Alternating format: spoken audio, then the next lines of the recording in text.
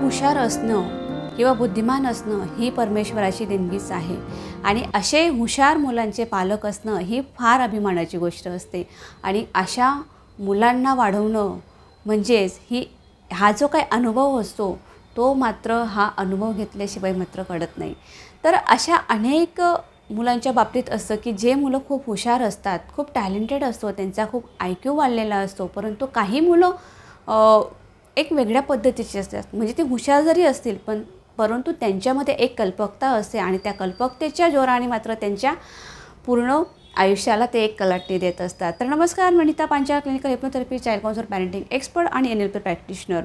जर तुम्ही हा व्हिडिओ आपला सुरू करण्याचा आधी मात्र माझे एक आवर्जून तुम्हाला सर्वांना रिक्वेस्ट आहे, जर तुम्ही माझ्या या चॅनलवर नवीन असाल किंवा हा व्हिडिओ सर्वप्रथम बघत असाल तर नक्कीच माझ्या ह्या चॅनलला आवर्जून सबस्क्राईब करा आणि बेल आयकॉन प्रेस करायला अजिबात विसरू नका, कारण तुम्हाला नवनवीन व्हिडिओचं नोटिफिकेशन सर्वात आधी मिळेल आणि तुम्ही अशा विषयांचा आनंद घ्याल, हा त्यामागचा उद्देश आहे। बऱ्याच पॅरेंट्सचा प्रश्न असतो की आमच्या मुलामध्ये अशी कुठली गोष्ट चांगली आहे ती आम्हाला कशी कळेल किंवा त्याचे स्किल आम्ही कसे ओळखावे हेच आम्हाला अजून कळत नाही किंवा अजून असं आमच्या निदर्शनास येत नाही की आमच्या मुलांना आम्ही कसं ओळखावं आहे। हा जर प्रश्न तुम्हालाही असेल तर नक्कीच हा व्हिडिओ तुमच्यासाठी आहे आणि हा व्हिडिओ आवर्जून संपूर्ण बघा, म्हणजे तुम्हाला कळेल की तुमच्या मुलांना तुम्ही कशा पद्धतीने ओळखतात। तर तुमच्या मुलामध्ये काही असे गुण असतील किंवा मलाही तुमच्या मुलांबाबतीत असे काही प्रश्न असतील किंवा अशा काही समस्या येत असतील तर नक्कीच तुम्ही कमेंट बॉक्समध्ये मेन्शन करा की तुम्हाला काही तुमच्या मुलांच्या बाबतीत काही समस्या असतील किंवा तुम्हाला काही चॅलेंजेस येत असतील तर आजचा विषय असा आहे की हुशार मुलांच्या बाबतीत आपल्याला साहजिकच कळतं का जर हुशार असेल तर नक्कीच त्याचं जे काही अकॅडमिक इयर आहे त्याचा जे काही परफॉर्मन्स असेल तो नक्कीच त्याच्या रिझल्टवर आपल्याला दिसून येत असतो। तर अर्थात अशा मुलांना हुशार म्हणून गौरवलं जात असतं, परंतु काही मुलं अशी असतात की त्यांच्यामध्ये हुशार तर असतातच परंतु त्यांच्यामध्ये स्किलसुद्धा चांगल्या गोष्टी असतात। मग त्या कशा पद्धतीने डेव्हलप होतात हेच आपण एका उदाहरणातून बघूया की आता समजा एक राज नावाचा मुलगा आहे आणि तो फार हुशार आहे, त्याची बुद्धिमत्ता खूप प्रचंड चांगली आहे। घरातलं वातावरण म्हणजे आई वडील स्वतः शिक्षक असल्यामुळे नक्कीच त्या घरातलं जे काही वातावरण हे सगळं एज्युकेटेड लोकांचं आहे आणि त्यामुळे सगळं शैक्षणिक गोष्टींवर शैक्षणिक बाबींवर मात्र तिचं चर्चा नेहमी होत असते। त्यामुळे हा राज जो आहे तो प्रचंड हुशार आहे आणि त्याची बुद्धिमत्ता पण खूप चांगल्या प्रकारची आहे। त्याला आईवडिलांना सतत तो प्रश्न विचारत असतो, अभ्यासाच्या बाबतीत असेल किंवा इतर गोष्टींच्या बाबतीत असेल सतत ते प्रश्न विचारत असतात, परंतु आईवडीलसुद्धा शिक्षक असल्यामुळे त्यांनासुद्धा हा त्याचा अभिमान आहे आणि म्हणजे अभिमान वाटतं, त्याच्यामुळे ते त्यांच्या प्रश्नांना चांगल्या पद्धतीने सॉल्व करण्याचा प्रयत्न करत असतात किंवा उत्तरं देत असतात। आणि तसंच राज हा शाळेत जाऊनसुद्धा, कारण त्याच्यामध्ये एक कॉन्फिडन्स चांगला आहे प्रश्न विचारण्याची स्किल असल्यामुळे आणि त्यामुळे तो शाळेतसुद्धा जाऊन जे काही शिक्षक असतात शिक्षकांनाही तो प्रश्नांचा भडीमार मात्र करत असतो आणि त्याला जे काही हवं असलेलं उत्तरं आहेत ते मात्र तो मिळवत असतो। अशा पद्धतीने त्याची खूप चांगली जोपासना त्याने स्वतःहून काही गोष्टी स्वतःला लावून घेतलेल्या आहेत किंवा घरातनं सुद्धा त्याला त्या मिळालेल्या आहेत। तर अशा पद्धतीने राज हा आपल्याला कळूनच चुकलं असेल की राज हा एक बुद्धिमान मुलगा आहे किंवा त्याचा IQ लेवल चांगला आहे। तर आपण दुसरं उदाहरण त्याचा एक वेगळं बघूया की हुशार मुलांच्या बाबतीत हे झालं की हुशार मुलांना कसं ओळखावं हे आपल्याला लगेच इमिजिएटली कळेल की हुशार मुलांचा IQ लेवल कशी असते, परंतु जे मुलं अभ्यासाबाबतीत हुशार नसतात किंवा हुशार असून काही वेगळ्या पद्धतीने जर ते डेव्हलप होत असतील तर ते कसे ओळखावे, कारण चॅलेंजेस इथंच असतात बऱ्याच पॅरेंट्सला, कारण म्हणजे 100रातलं 10 ते 20% मुलं असे असतात की त्यांचा IQ लेवल आपण लगेच पटकन आपण त्याचा ओळखू शकतो, परंतु काही जे 70-80% मध्ये जे मुलं मोडली जातात ते म्हणजे त्यांचा जी काही बुद्धिमत्ता असते, म्हणजे त्यांची जी काही CQ लेवल असते, क्वेश्चन जो असतो तो डेव्हलप कशा पद्धतीने होतो किंवा त्यावर हे सगळ्या गोष्टी डिपेंड असतात। मग काही कल्पक मुलं कसे करतात आता ते आपण वेगळ्या उदाहरणातून बघूया। आता रीमा नावाची मुलगी आहे, ती शाळेतसुद्धा हुशार आहे, परंतु तिची जी हुशारी आहे ती कशा पद्धतीने दर्शवते आपण ते एका उदाहरणाच्या माध्यमातून समजूया। आता रीमा ही हुशार तर आहे, तिलासुद्धा अनेक प्रश्न पडत असतात, शाळेतले असतील किंवा इतर गोष्टीतले असतील, वाचनातले असतील, परंतु रीमाची जी बुद्धिमत्ता आहे ती मात्र क्रिएटिव्ह गोष्टींची आहे, कल्पकतेची आहे, स्किलची आहे। तर ती कशी तिच्या आई वडील म्हणजे नॉर्मल फॅमिलीतले आहेत. वडील हे बाहेर कामाला आहेत कंपनीत एका, आणि आई मात्र घरातलं गृहिणी एक शिवणकाम करणारी आहे. मग ती आईला सतत प्रश्न विचारत असते, पण आईसुद्धा तिला काही गोष्टी समजवत असते. मग आई जर काही गोष्टी कळत असेल, घरातलं तिचं शिवणकाम करत असेल, तर ही मुलगीसुद्धा काय करते, आईला कुठेतरी थोडंसं रंगसंगती सांगण्यासाठी किंवा डिझाईन्स क्रिएटिव्हिटी करण्यासाठी तिचं ती डोकं तिच्या पद्धतीने वापरून त्या आईजवळ तिची ती कल्पकता दाखवत असते. मग याच्यावरून अशा काही गोष्टी तिला आवड निर्माण होत असते. म्हणजे काही क्रिएटिव्हिटी करणं असेल, म्हणजे कोडं सोडवणं असेल, मग तिला कवितांची चाल जोडवता येत असेल, तर मग काही कविता लिहिणं असेल, चारोळ्या लिहिणं असेल, तर अशा ह्या ज्या काही कल्पक गोष्टी असतात, तर अशा मुलांमध्ये या गोष्टी लवकर डेव्हलप होत असतात. याचा अर्थ असा नाही की फक्त ज्यांचा IQ लेवल म्हणजे बौद्धिक क्षमता जास्त आहे तेच फक्त हुशार आहेत असा नव्हे, तर काही मुलांमध्ये सुद्धा ह्या कल्पक गोष्टी असतात, त्यांच्या स्किल असतात, तर हे मुलंसुद्धा हुशार असतात. परंतु या दोघी गोष्टींचा जर आपल्याला समतोल राखायचा असेल, तर मात्र आपलं एक पॅरेंट्स म्हणून आपलं नक्कीच आवर्जून एक कर्तव्य असतं की ह्या मुलांची जी म्हणजे कुठलाही असो, असं नाही की या दोन्ही मुलं हुशार आहेत म्हणून, याच्यापेक्षाही काही वेगवेगळ्या कॅटेगरीमध्ये मुलं असतात, त्यांनासुद्धा आपल्याला सांभाळणं गरजेचंच आहे. परंतु आपल्याला काय करणं गरजेचं आहे की आपल्या मुलांचे स्किल कशामध्ये आहेत हे आपल्याला ओळखता येणं त्यावेळेस गरजेचं आहे, आणि त्या गोष्टी त्या वेळेस पुरवणं गरजेचं आहे. जर तुमचं मूल फार प्रचंड हुशार असेल, म्हणतो ना आपण बऱ्याचदा काही मुलांना चिडवलं जातं, हा फार अभ्यासाचा किडा आहे किंवा याला फक्त अभ्यासच येतो वगैरे, असं बऱ्याचदा आपण बोलत असतो किंवा मुलांना चिडवलं जात असतं.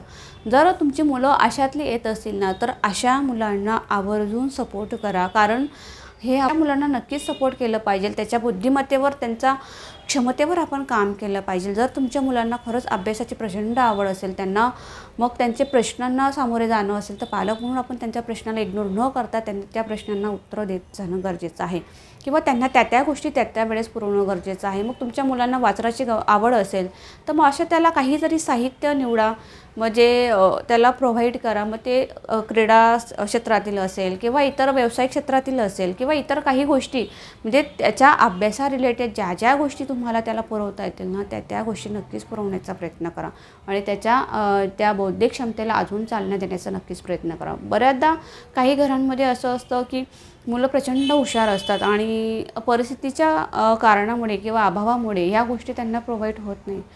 तर अशा वेळेस काय करावं हा एक मोठा प्रश्न असतो. परंतु आपल्याला जेवढं शक्य होईल, शक्य करता येईल तेवढं मात्र ह्या गोष्टी आपल्या मुलांसाठी नक्कीच केलं पाहिजे, किंवा त्यांची एक जी मेंटॅलिटी आहे तिला मात्र तुम्ही एक सपोर्ट करू शकता. जरी तुमची कंडिशन नसेल या गोष्टी पुरवण्याच्या पुढे, परंतु मुलांना ते स्वप्न आवर्जून दाखवा. त्यांचं जे काही ब्रेन प्रोग्रामिंग आहे ते मात्र आवर्जून त्याच लेवलला असू द्या, त्या डायरेक्शनला असू द्या, जेणेकरून तुमचं मूल हुशार असून खालच्या लेवलपर्यंत येणार नाही, किंवा त्याचं जे काही मानसिकता आहे ती मात्र त्याच पॉवरफुल, त्याच रिचनेसने किंवा त्याच गोष्टीने तो पुढे नक्कीच जाईल. हे मात्र आवर्जून तेवढंच खरं आहे. आणि राहिलं दुसरं गोष्टी, ज्या मुलं स्किलमध्ये डेव्हलप होत असतात, ज्या मुलांचा IQ लेवल बरोबर त्यांचं CQ लेवल जर चांगला असेल, तर नक्कीच या मुलांकडे सुद्धा आवर्जून लक्ष दिलं गेलं पाहिजे. कारण बघा 90% जे काही म्हणजे आपण आहोत, म्हणजे समाजामध्ये मुलं असतील किंवा इतर पॅरेंट्स लोक असतील, हे सगळेच लोक बुद्धिमत्तेच्या जोरावर काम करत नाही आहेत. हे आपल्यालाही माहिती, तुम्हालाही माहिती, मलाही माहिती. कारण प्रत्येकजण ही आपली कल्पक शक्ती किंवा आपल्या स्किल डेव्हलपमेंटवरती काम करत असतो, किंवा आपल्या स्किलच्या आधारे या गोष्टी घडत असतात. सगळ्याच बाबतीत असं होत नाही की तिथं बुद्धिमत्ताच काम पडेल किंवा फक्त शिक्षणच कामी येईल असं नाही. तर अशा लोकांची किंवा अशा मुलांची सुद्धा आपल्या देशाला किंवा इतर येणाऱ्या पिढीला नक्कीच गरज आहे.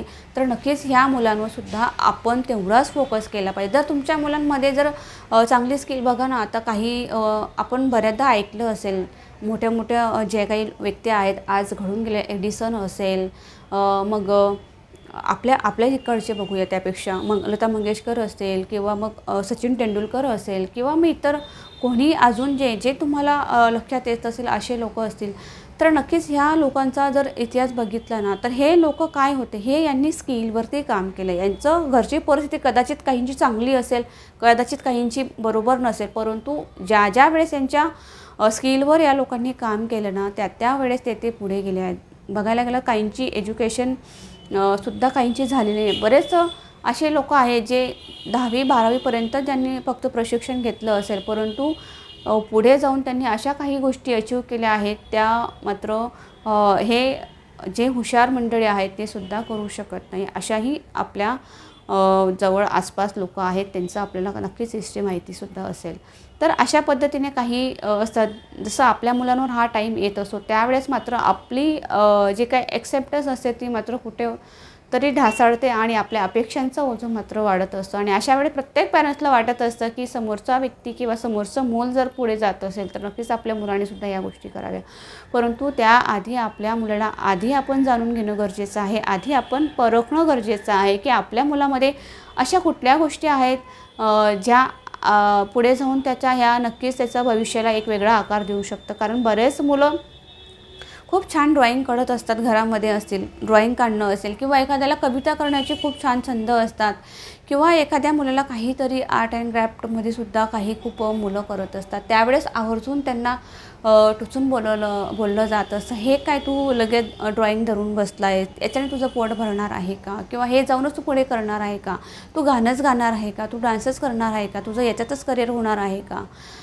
अशा काहीतरी दूषणं लावून आपण आपल्या मुलांना कुठेतरी कमी लेखण्याचा प्रयत्न करत असतो किंवा त्यांना कुठेतरी डेव्हलप करताना मात्र तिथं आपण कमी पडत असतो. नक्कीच अर्थातच तुमचं काही स्वप्न वेगळे असू शकतात, काही गोष्टींमध्ये मुलांचं करिअर होणार नाही किंवा त्या हिशोबाने तुमचं मनस्थिती त्याला ॲक्सेप्ट करण्यामध्ये सध्या तयार नसेल, परंतु अशा काही गोष्टी तुमच्या मुलामध्ये नक्कीच असतील, त्या मात्र तुम्ही आधी स्वीकारा आणि त्याच्यावर नक्कीच काम करा. नक्कीच तुमचं मूल पुढे जाण्यासाठी नक्कीच तयार होईल.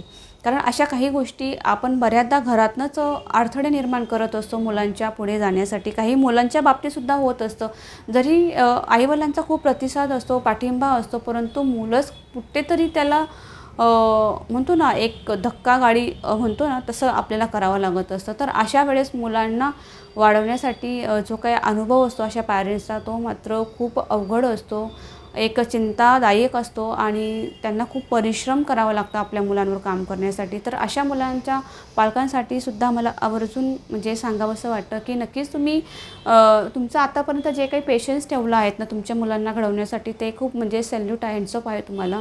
कारण मुलं घडवणं हे मात्र सोपं आहे. मी बऱ्याचदा म्हणत असते, पालक होणं सोपं आहे, परंतु पालकत्व निभावणं मात्र अवघड असतं. खरंच या गोष्टी जिम्मेदारीच्या असतात, जबाबदारीच्या असतात आणि खरंच हा जो प्रवास असतो ना हा फार आल्हाददायक असो, सुखकारक असो, तशा मात्र काही गोष्टी टेन्शनिंगचा सुद्धा असतो आणि आपल्या विचारांचं किंवा आपला सहनशक्तीचा मात्र कुठेतरी भार कमी करायचा असेल तर नक्कीच थोडंसं पेशन्स ठेवा आणि आपल्या मुलांवर आवर्जून काम करा. ज्या वेळेस तुम्ही तुमच्या मुलांच्या स्किल डेव्हलपमेंटवर काम कराल ना त्यावेळेस तुम्हाला यातनं मार्ग नक्कीच मिळतील.